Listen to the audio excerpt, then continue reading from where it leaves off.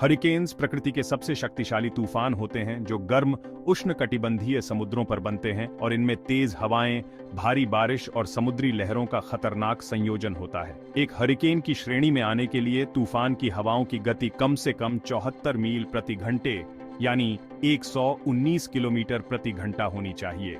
जब ये बनते हैं तो हरिकेन्स विशाल प्रणालियों में विकसित हो सकते हैं जो सैकड़ों मील तक फैले होते हैं, जिससे तटीय क्षेत्रों और दूर दराज के क्षेत्रों में व्यापक विनाश होता है। एक हरिकेन में कई विशिष्ट विशेषताएं होती हैं। तूफान के केंद्र में आई होता है जो एक शांत क्षेत्र है जहां हवाएं हल्की होती हैं और आसमान साफ हो सकता है। आईवॉल के चारों ओर सबसे तेज हवाएं और सबसे तीव्र बारिश होती हैं। यह हरिकेन का सबसे खतरनाक हिस्सा होता है। केंद्र से बाहर निकलने वाले रेन बैंड्स होते हैं जो भारी बारिश की लंबी धारियां होती हैं जो सैकड़ों मील तक फैली होती हैं और अक्सर भारी बारिश और कभी-कभी टॉर्नाडो लाते हैं।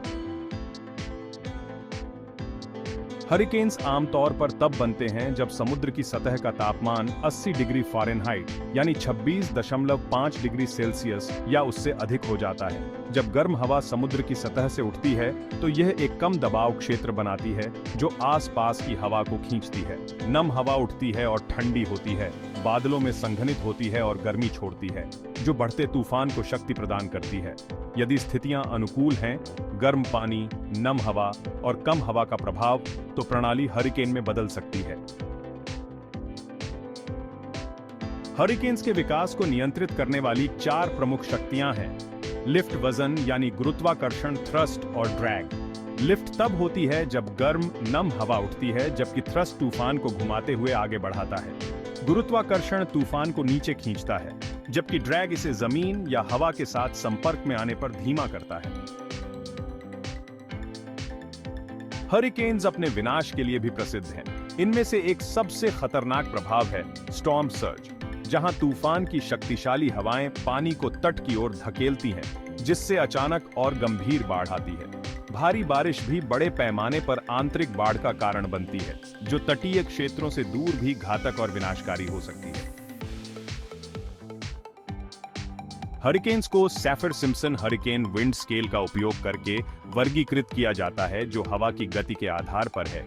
श्रेणी 1 74 से 95 मील प्रति घंटे, श्रेणी 2 96 से 110 मील प्रति घंटे, श्रेणी 3 111 से 129 मील प्रति घंटे। महत्वपूर्ण हरिकेन श्रेणी 4 130 से 156 मील प्रति घंटे, श्रेणी 5 157 मील प्रति घंटे से अधिक।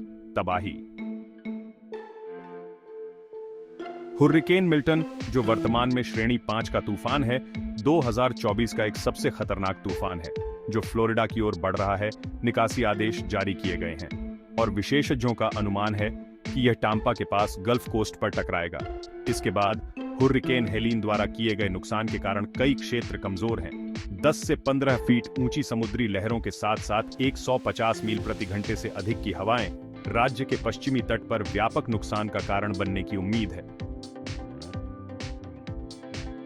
कुछ सबसे विनाशकारी हरिकेन्स में हुर्रिकेन कैटरीना, जो 2005 में आया था और जिसने न्यू ऑर्लियंस को तबाह कर दिया, हुर्रिकेन हार्वे, जो 2017 में टेक्सास में ऐतिहासिक बाढ़ के लिए जाना जाता है, और हुर्रिकेन मारिया, जो 2017 में प्यूर्टो रिको में व्यापक नुकसान के लिए जिम्मेदार था, शामिल है।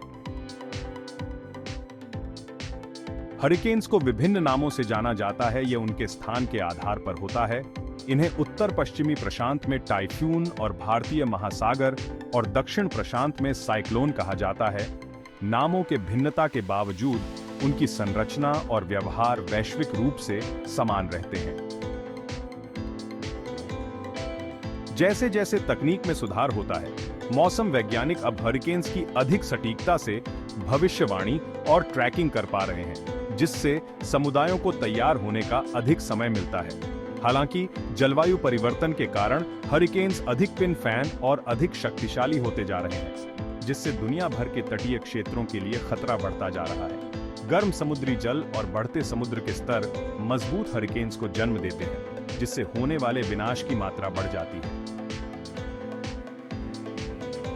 अगर आपको यह वीडियो पसंद आया हो तो कृपया क्यूरियोसिटी क्रॉनिकल्स चैनल को सब्सक्राइब करें और वीडियो को शेयर और लाइक करें।